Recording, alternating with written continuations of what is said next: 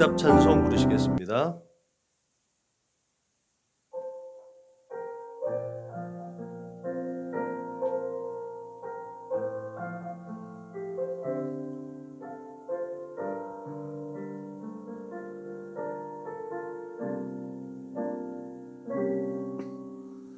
나는 하나님을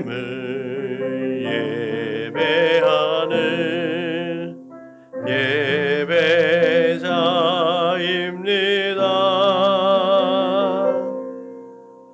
내가 서 있는 곳 어디서나 하나님을 예배합니다. 내 영혼 거룩한 은혜를 향하여 내 마음 완전한 하나님 향하여 이곳에서 바로 이 시간 하나님을 예배합니다.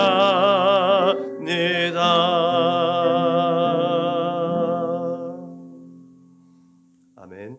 주님께서 가르치는 기도를 우리의 마음으로 하나님 앞에 올려드립니다. 그러므로 너희는 이렇게 기도하라. 하늘에 계신 우리 아버지여, 이름이 거룩히 여김을 받으시오며 나라가 임하시오며 뜻이 하늘에서 이루어진 것 같이 땅에서도 이루어지이다. 오늘 우리에게 일용할 양식을 주시옵고 우리가 우리에게 죄 지은 자를 사하여 준 것 같이 우리 죄를 사하여 주시옵고 우리를 시험에 들게 하지 마시옵고 다만 악에서 구하시옵소서. 나라와 권세와 영광이 아버지께 영원히 있사옵나이다. 아멘. 너희가 사람의 잘못을 용서하면 너희 하늘 아버지께서도 너희 잘못을 용서하시려니와 너희가 사람의 잘못을 용서하지 아니하면 너희 아버지께서도 너희 잘못을 용서하지 아니하시리라. 아멘. 우리 다 같이 공동체 기도를 하나님 앞에 올려드립니다. 나는 복음의 기수입니다. 나는 두려움과 낙심에 있는 자들을 위로하겠습니다. 우리는 약하고 소외된 이웃을 돌보는 책임 있는 교회가 되겠습니다. 우리는 성도로서 예배자의 거룩한 삶을 살겠습니다. 그렇게 우리는 주님의 영광을 드러내는 축복의 삶을 살겠습니다. 우리는 하나님의 얼굴을 구하는 성도가 되겠습니다. 그래서 이 나라와 민족이 모든 죄악된 것에서 돌이킬 수 있도록 하겠습니다. 우리는 우리 자녀와 성도들이 이단과 사이비에 미혹되지 않도록 관심과 사랑으로 붙들겠습니다. 예수님의 이름으로 기도합니다. 아멘. 36장 불러 하나님께 영광 올려 드리겠습니다.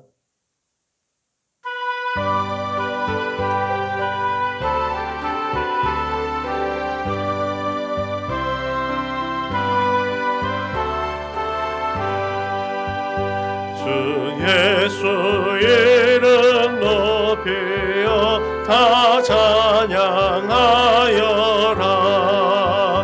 금열 육안을 들여서 만유의 주 찬양.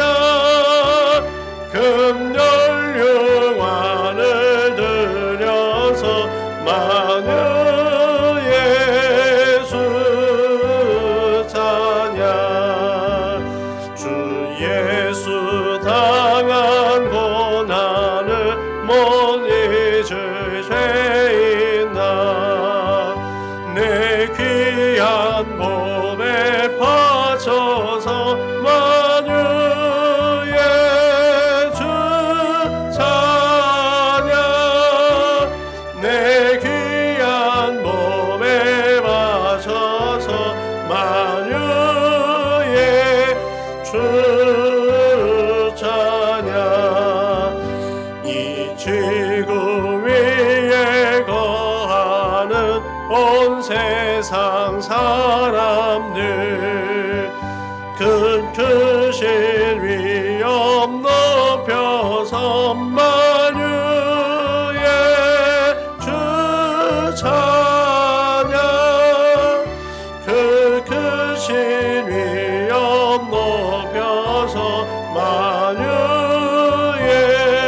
주 찬양.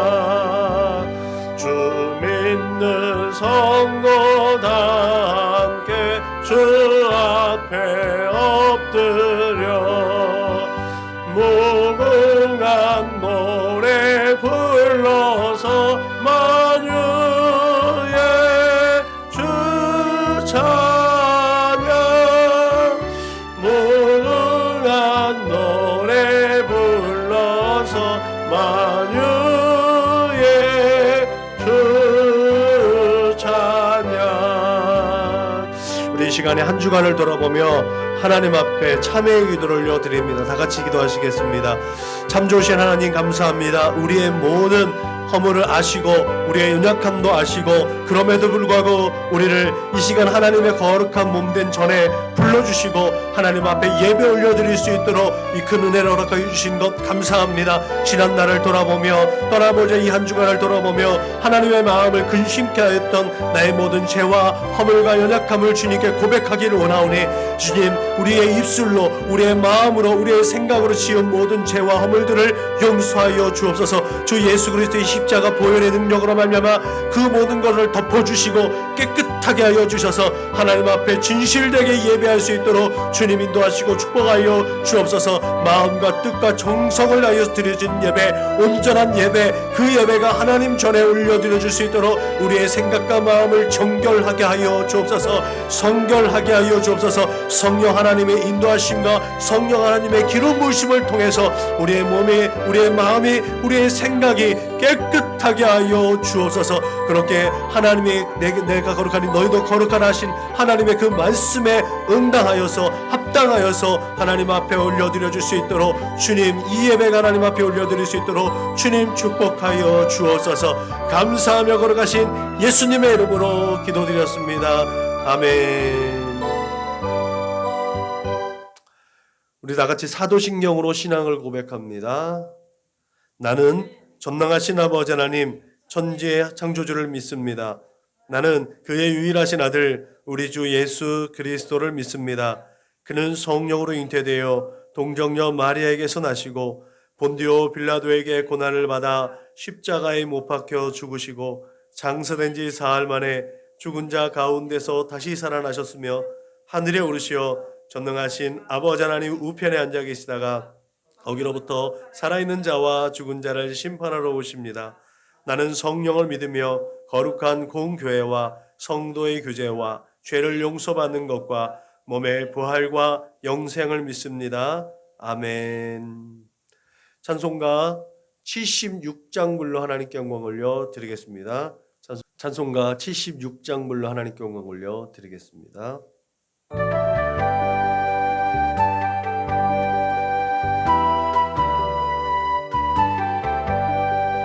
창조의 주 아버지께 감사 찬송 드립니다. 부름받은 자녀들이 주의 전에 함께 모여 찬송하고 기도하며 몸과 마음 모두어서 주께 예배 드리오니 아버지여 받으소서. 은혜의 주 구세주여 용서하여 주옵소서. 허물 많은 죄인들이 주님 앞에 회개하니 거듭나게 해주시고 말씀으로 성장하여 서로 사랑하여 하나 되게 하옵소서. 능력의 주 성령이여 새 마음을 주옵소서. 구원받은 성도들이 주의 성령 충만하여 분부하신 주의 복음 땅끝까지 전파하여 하늘나라 세우도록 능력으로 이끄소서. 아멘. 마태복음 6장 9절 말씀을 함께 읽습니다. 시작. 그러므로 너희는 이렇게 기도하라. 하늘에 계신 우리 아버지여 이름이 거룩히 여김을 받으시오며. 아멘. 그러므로 너희는 이렇게 기도하라가 A, 하늘에 계신 우리 아버지여가 B, 그리고 이름이 거룩히 여김을 받으시오며가 C. 이렇게 이제 구절을 나눠서 말씀을 나눠서 세 번의 말씀을 증거할 텐데, 오늘은 6장 9절에 B에 해당되어지는 하늘에 계신 우리 아버지. 제목이 우리 아버지입니다. 부제가 있어요. 하나님과의 친밀함. 이 말씀이 우리에게 주는 위로가 굉장히 큰 줄로 믿으시길 주님의 이름으로 축원합니다. 아멘. 예전에 보면 아기들이 속상하고 뭐 이렇게 안타까운 일 있고 슬픈 일 있으면 제일 먼저 부르는 이름이 뭐였어요? 엄마. 엄마. 엄마. 근데 요즘에는 심심치 않게 아빠 그래요. 아빠. 네. 그런 거 많이 보셨어요? 아빠. 그런 이게 대체적으로 우리나라가 이런 가부장적인 습관에서 이제 바뀌어지고 있는 문화를 한번 볼 수 있는 시대적인 전환이라고 볼 수 있죠. 그래서 예전에 아버지는 가서 돈만 벌면 되는 거고 집안에 일어나는 모든 일들은 엄마가 다 해야 되는 거였는데, 지금은 이렇게 서로 병행하면서 아버지가 또 자녀를 양육하고 이런 역할들이 굉장히 많아지는 이런 시대가 되었습니다. 그래서 우리나라도 보면 이제 남자들에게도 출산휴가를 주죠. 남자들에게도 출산휴가를 줍니다. 이런 것들이 이제 바뀌어진 시대를 반영하고 있는 거죠. 그래 뭐 애들이 더더군다나 더 아빠를 찾게 되는 시대가 올 겁니다. 저는 이게 대단히 성경적이라고 봅니다. 대단히 성경적입니다. 오늘 우리가 이제 살펴볼 구절이 아빠로 시작해요. 이 구절 6장 9절을 그렇게 읽었잖아요. 근데 B절이라고 그랬잖아요. 하늘에 계신 우리 아버지라고 부른다 그랬잖아요. 이 구절이 히브리어는요, 아빠라고부터 시작해요. 아빠. 이제 헬라어는 아바. 헬라어는 아바라고 하거든요. 우리가 살펴보고 있는 주님께서 가르쳐 주시는 기도, 이것은 히브리적 기도를 대표해요. 이제 그 말씀 이제 이따 후반부에 더 자세하게 말씀을 드리겠는데, 그 시작이 아바라고 한다고 하죠. 이 아바라는 말, 아람 어족에 속한 바담 아람, 그 아람 어족에 해당되는 게 히브리어라는 거예요. 그 아람 어족에서 아이들이 말을 배울 때, 우리나라는 엄마 그러잖아요. 근데 아람 어족에서 아이들이 제일 먼저 배우는 말이 아빠라는 말이래요. 그러니까 이 아빠라는 말이 얼마나 친숙한 단어인가. 우리나라 정서 속에서 엄마가 되게 친숙한 언어잖아, 말이잖아요. 그것처럼 이 아람어족 계통에서는 아빠가 그만큼 친숙하고 친밀도를 드러내는 그런 단어라는 거죠. 아이들이 배울 때 아빠라는 말부터 먼저 배운다는 거죠. 그런데 유대인들은 이 아빠라는 단어를 잘 사용하지 못했죠. 왜요? 무서우니까. 그 아빠는 기본적으로 들을 때 하나님이 무서우니까 이 아빠라는 소리를 못한 거예요. 잘 하지를 못했어요. 편하게 사용하지를 못했죠. 그래서 하나님이라는 이름도 제대로 말하지 못해서 다른 말로 표기하고 이랬던 거잖아요. 그래서 그 다른 말로 표기하는 것도 이 필사하는 사람들이 그 말이 딱 나오면 그 앞에 가서 목욕하고 와서 그 말을 쓴다고 그랬잖아요. 하나님이 말씀하는데 이 몇 절 안에, 한 절 안에 하나님이 두 번, 세 번 나오는 말도 그 하나님 한 자를 쓰기 위해서 쓰다가 내려놓고 가서 정결을 하고 씻고 와서 하나님을 쓴 다음에 내려놔가 또 하나님이 나오면 내려놓고 가서 다시 쓰고, 그만큼 하나님을 두려워했었던 사람들인 거죠. 그러니까 아빠란 말이 잘 안 나오는 거죠. 그런데 예수님은 과감하게 하나님께서 우리의 아빠 되심을 증거하고 있다는 거죠. 아버지 그러면 조금 거리감이 있고 좀 권위적인데, 아빠 그러면 좀 그게 친숙하잖아요. 예수님이 그렇게 하나님을 아빠라고 부르라고 하는 이제 기도의 시작인 거죠. 오늘 그렇게 주께서 가르쳐 주신 기도의 첫 번째 문단을 통해서 우리는 하나님과의 친밀함을 깨닫게 될 줄로 믿으시길 바랍니다. 하늘에 계신 우리 아버지. 이 문장에는 하나님의 전지하시고 전능하심이 표현되어져 있습니다. 그래서 그 위대하심이 우리와의 관계가 설정되면서 자연스럽게 우리는 친밀하게 되어지는 거예요. 전지하시고 전능하신 그 하나님이 부족하고 연약하고 아무 볼품없는 인생과 어떻게 이게 연결되어질 수 있는가? 그런데 그 전지하시고 전능하신 그 하나님이 우리의 아버지 되신, 우리의 아빠가 되어진다는 것 때문에 우리가는 정말 천지 차이인 그 하나님과의 이 갭이 예수 그리스도로 말미암아 다 옮겨진다는 사실이에요. 그래서 예수님이 우리에게 하늘에 계신 우리 아버지요 라고 했을 때 우리의 그 연약함과 부족한 것들은 다 상쇄가 되는 거예요.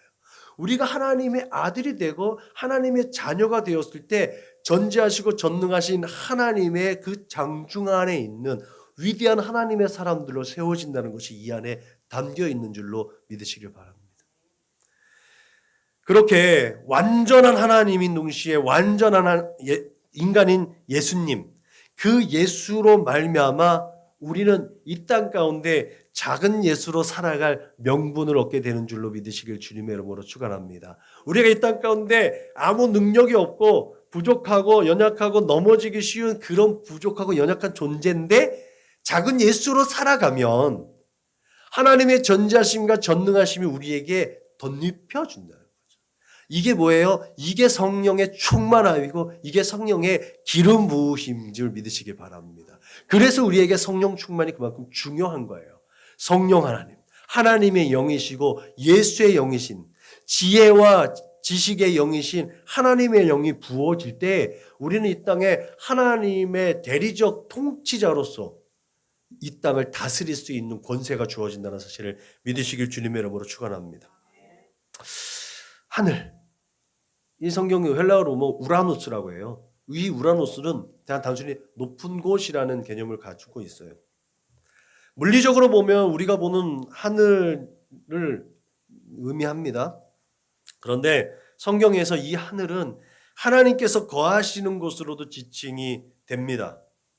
특별히 이제 성경에서 하늘이라고 표현되어지는 것이 우라노스라는 말이 있고 프라니오스라는 이제 이 말에. 근데 이게 프라니오스도 우라노스에다가 앞에 뭐뭐 위에라는 뜻의 이제 에피가 붙어서 그러니까 보편적으로 그래서 그 하늘은 하나님께서 거하시는 장소적 개념으로 이해하긴 하지만 바울이 이런 말을 했어요.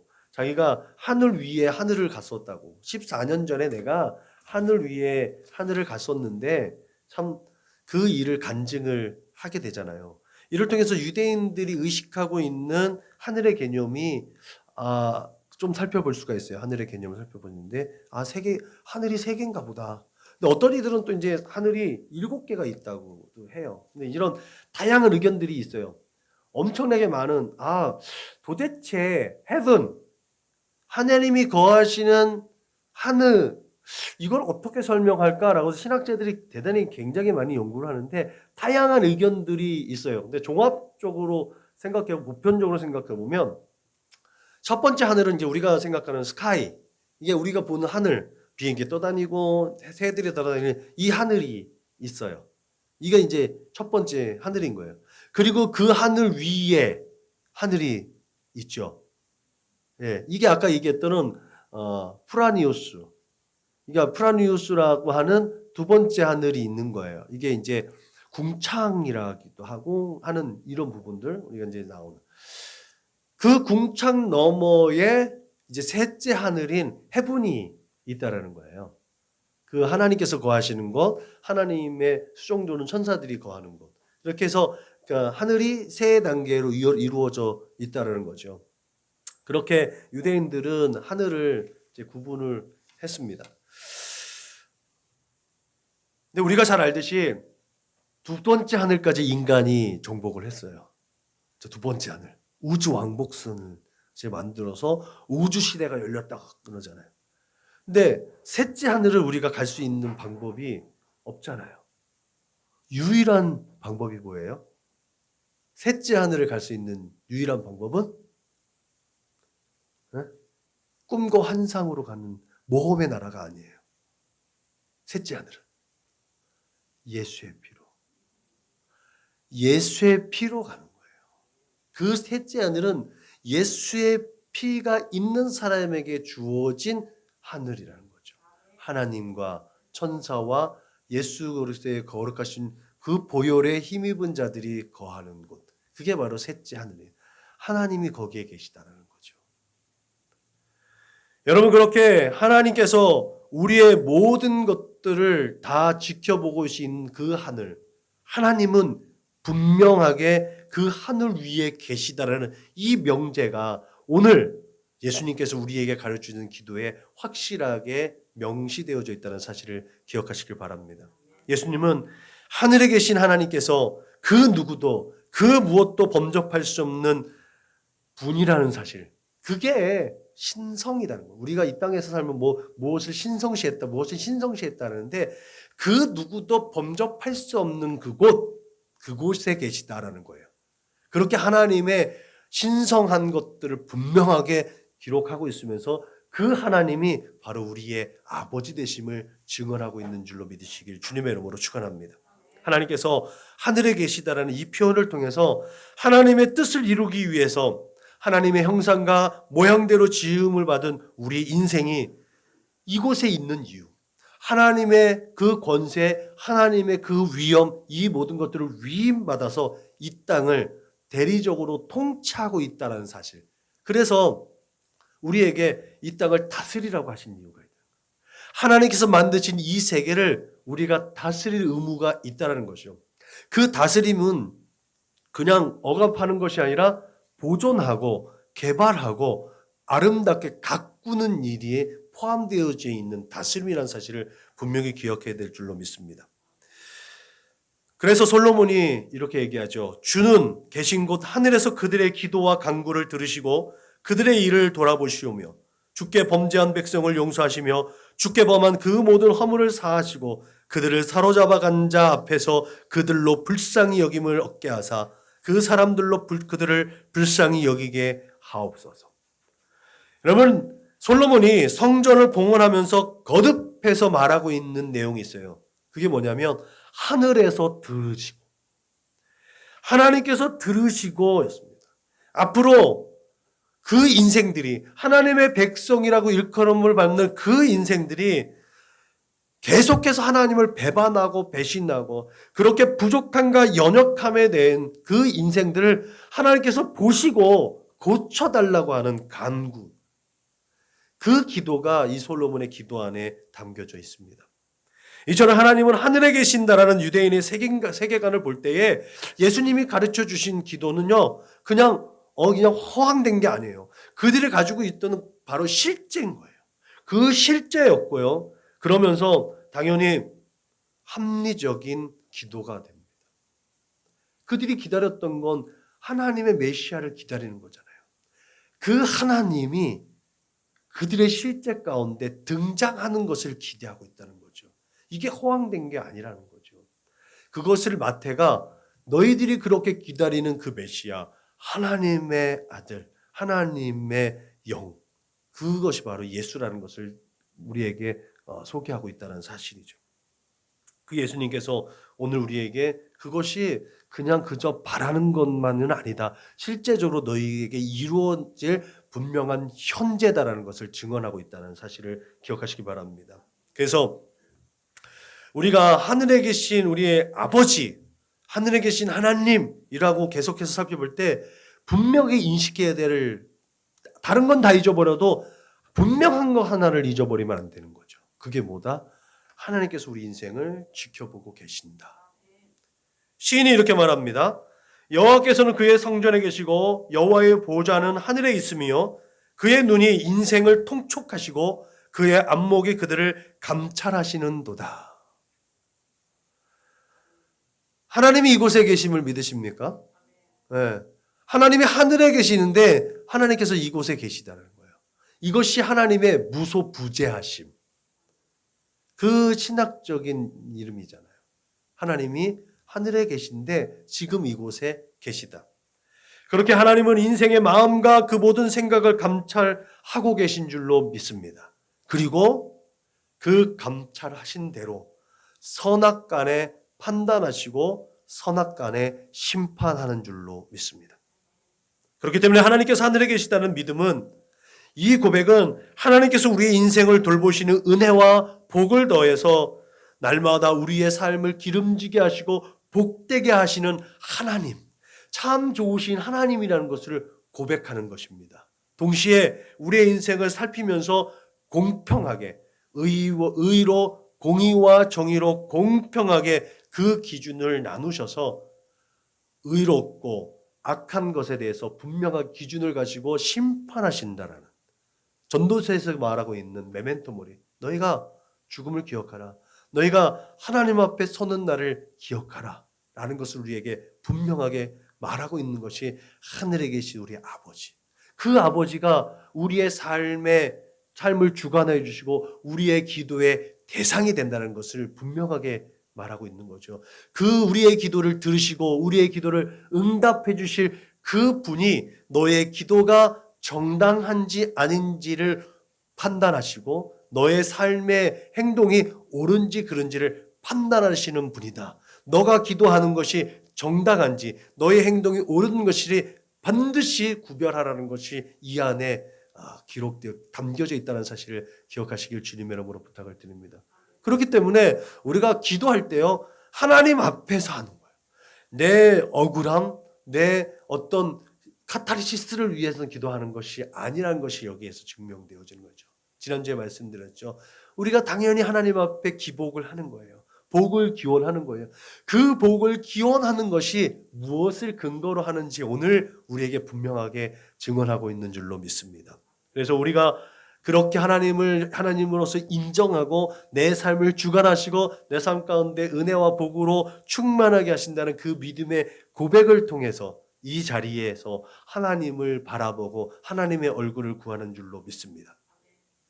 여기에서 아버지, 처음에 얘기했듯이 아빠, 이 아람어족 계열에 있는 사람들이 가장 먼저 배우고 가장 익숙하게 말하는 아빠. 어떻게 보면 유대인들은 이 아빠를 잃어버린 거잖아요. 불쌍한 사람들인 거죠. 하나님, 예수님께서 이 아빠를 다시 회복해 주시는 거죠. 성경에서 아빠라는 개념, 아버지라는 개념은 그냥 생물학적으로 내 아버지에게만 해당되진 않았어요. 그 아버지는 기본이고요. 그 아버지하고 같은 계열에 있는 큰아버지도 되는 것이고 부모님도 되고 그런 위치에 계신 분들, 또 그런 위치를 감당하고 있는 분들, 또 하나는 어떠한 그룹을 이제 새롭게 만든 시초 있죠. 창시자라든지 시초, 그들도 다 아버지라 불러졌다는 거죠. 유대인들의 개념 속에서. 그래서 하나님께서 세상 만물을 창조하셨잖아요. 그렇기 때문에 유대적인 세계관에서 하나님은 그래서 아버지가 되는 거예요. 그러니까 하나님의 자녀들로 그 백성들 삼아 주셔서 하나님이 우리의 아버지이기도 하지만 하나님은 1차원적으로 이 세상 만물을 창조하신 분이잖아요. 그래서 그들의 개념 속에서 하나님을 아버지라고 부르고 있다는 거죠. 예수님께서 하늘에 계신 하나님에 대해 그렇게 하나님의 주권을 분명하게 선포하고 있는 것입니다. 그분이 이 세상 만물을 창조하시고 너의 생명을 주관하시는 분이다. 그래서 그분은 우리의 아버지가 되신다는 거예요. 그렇게 우리의 아버지라는 표현은 개인적인 하나님이 아니라 민족의 하나님이 되어지고 온 열방의 하나님이 되어진다는 뜻이 이 안에 또 담겨져 있는 줄로 믿습니다. 그래서 주기도문을 우리의 입술로 고백하는 모든 사람들, 인종이나 어떤 성별이나 지위 고하를 막론하고 하나님 앞에서 다 동등하게 그 하나님의 자녀가 되는 권세를 얻게 되는 줄로 믿으시기 바랍니다. 유대인들에게는 회당에서 올려드리는 18개의 기도문이 있었습니다. 그 기도 중 일부는 아브라함의 하나님, 이삭의 하나님, 야곱의 하나님으로 시작하는 기도문이 있습니다. 그 기도문은 하나님과 이스라엘 백성들의 관계, 말하자면 역사적인 하나님의 역사적인 것들을 근거로 해서 하나님을 인정하고 하나님 앞에 간구하는 기도가 펼쳐지는 거예요. 근데 또 다른 기도문이 있어요. 그 18개의 기도문 중에 또 다른 하나는 우리 아버지, 이렇게 아브라함의 하나님, 이삭의 하나님, 야곱의 하나님이라고 그렇게 명칭을, 구약에는 보통 그렇게 이제 써 있잖아요. 그렇게 시작되는 기도문이 있는가 하면 또 다른 기도문에는 예수님의 기도처럼 우리 아버지라고 시작되는 기도문이 있다라는 거죠. 결국 예수님은 그 기도를 차용한 거예요. 예수님도 아브라함의 하나님, 이삭의 하나님, 야곱의 하나님이라고 할 수도 있지만 예수님은 우리 아버지, 상실되어졌고 잊어버렸던 우리의 아빠를 되찾아주는 그런 예수님의 의도가 있지 않았겠냐는 거죠. 예수님은 그 기도를 차용했습니다. 그래서 예수님의 기도가 지난 시간에 말씀드렸듯이 막 생뚱맞게 나온 기도문이 아니에요. 일반적으로 다른 사람들이 다 품고 있는, 예수님의 천국 비유를 얘기할 때도 막 아무거나 갖다가 넣고 천국의 비유를 하는 것이 아니라 일생적인 생활에 사용하고 있는 것들을, 사물들을 이용해서 천국을 비유했잖아요. 그것처럼 예수님은요, 모든 사람이 보편적으로 다 알아듣기 쉽게끔 그렇게 교훈하고 가르쳤던 것입니다. 그렇게 유대인들이 회당에서 일상적으로 이제 읽어지고 가르쳐지는 기도문을 또 예수님 우리에게 가르쳐주고 있는 거죠. 더불어서 하나님께서 이스라엘 민족과 역사에 국한된 분이 아니라 아빠라는 대명제 아래 그 자녀가 된 존재로 우리가 하나님의 자녀가 된 것을 분명하게 증언하고 있는 줄로 믿습니다. 그런 의미에서 너희가 아들임으로 하나님이 그 아들의 영을 우리 마음 가운데 보내사 아빠, 아버지라 부르게 하셨느니라라는 바울의 이 고백은 우리가 예수 그리스도를 통해 하나님을 아바, 아버지라 부르게 된 것이 특권이기도 할 뿐만 아니라 충분한 우리의 자랑거리가 된다는 거죠. 내가 하나님의 자녀다. 이렇게 하나님을 아버지라 부를 자격이 주어진 자들의 바로 하나님의 자녀입니다. 영접하는 자, 곧 그 이름을 믿는 자들에게는 하나님의 자녀가 되는 권세를 주셨으니 이는 혈통으로나 육정으로나 사람의 뜻으로 나지 아니하고 오직 하나님께로부터 난 자들이니라. 그러므로 여러분, 하나님께서 예비하신 새 하늘과 새 땅에 들어갈 자격이 있는 우리는 예수 그리스도를 주로 고백하고 그 피에 의지하여 하나님을 의지하고 죄사함을 얻고 하나님의 뜻을 따라 살아가는 존재라는 사실을 분명히 기억하시길 주님의 이름으로 축원합니다. 그런데 여러분, 이 세상을 살아가는 게 만만치 않잖아요. 예수님이 가르쳐준 대로만 하면 아주 복되고 아주 잘 살고 정말 아무런 일이 안 일어나면 좋겠는데, 예수님이 그러셨던 것처럼 조롱과 핍박과 환난과 여러 가지 시기와 질투가 있는 것이 사실입니다.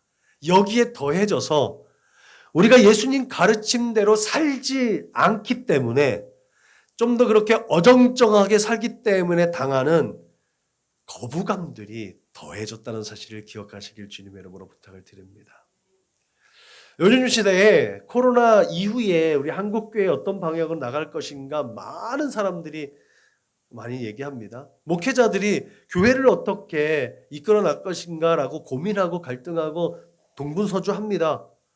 저는 단순하다고 생각을 해요. 내려놓으면 돼요.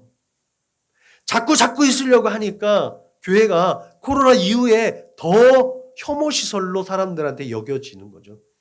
2년 동안에 교회에 대한 사람들의 비방, 사람들의 혐오 더 심해진 거 사실입니다.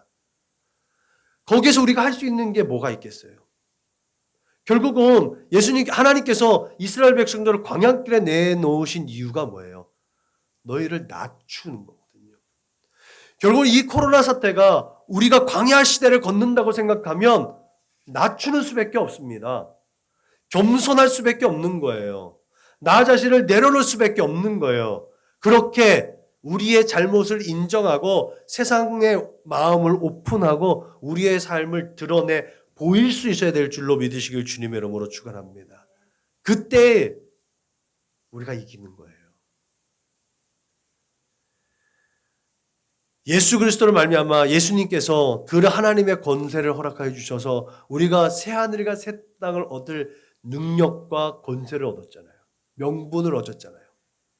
근데 여러분, 우리에게 그 새 언약과 새 예루살렘에 거하는 축복이 허락되어졌는데 그것이 우리 모두에게 다 허락되지 않았다는 것을 우리가 분명히 알아야 됩니다. 누구에게? 이기는 자에게 허락되어졌다는 거예요. 이기는 자에게. 이기는 자는 이것들을 상속으로 받으리라.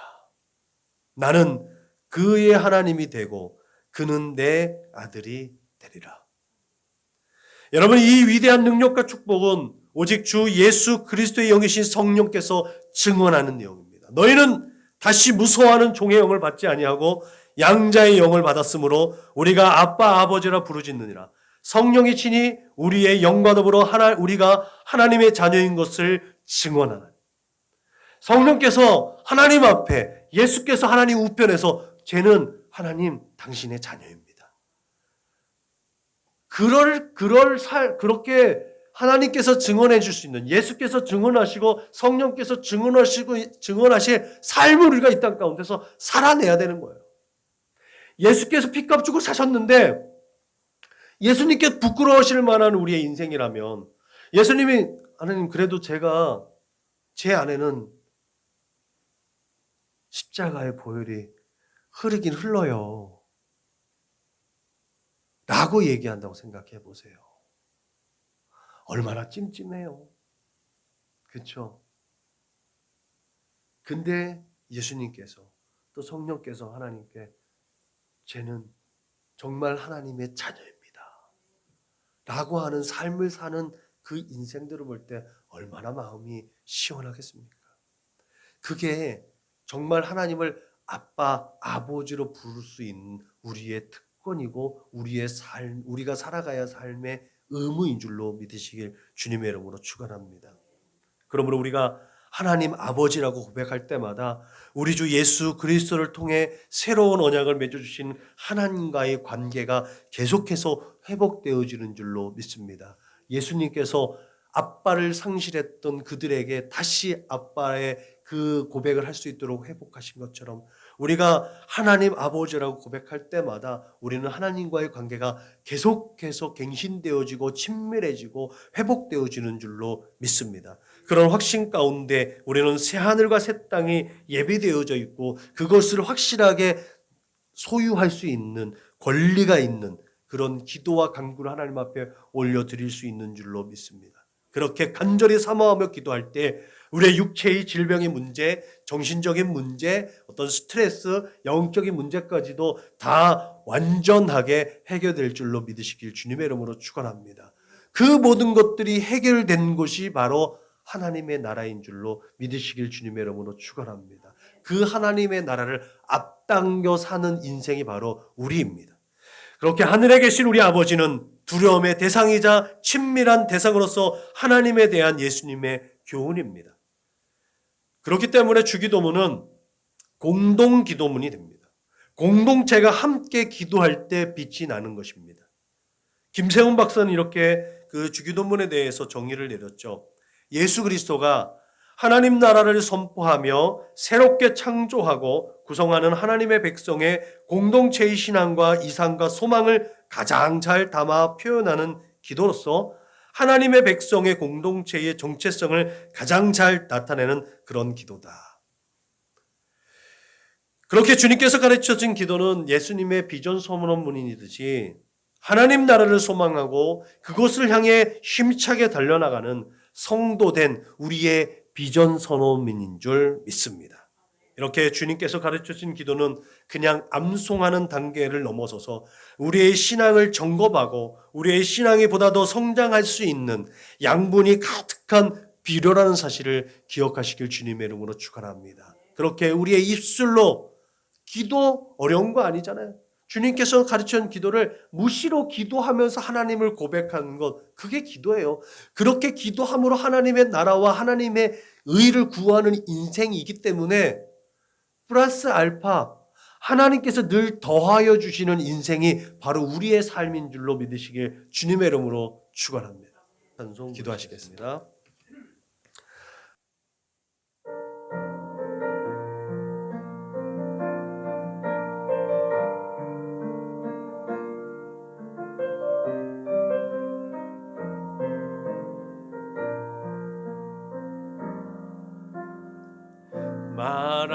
마라나타 주 예수여 어서 오시옵소서. 땅의 모든 끝 모든 족속 주를 찬송하게 하소서. 마라나타 주 예수여 어서 오시옵소서. 모든 열방이 주께 돌아와 춤추며 경배하게 하소서. 우리 주님 다시 오실 길을 만들자. 십자가를 들고 땅끝까지 우린 가리라. 우리 주님 하늘 영광 온 땅 덮을 때 우리 땅끝에서 주를 맞으리. 마라나타 마라나타 아멘. 주 예수여 오시옵소서. 마라나타 마라나타 아멘. 주 예수여 오시옵소서.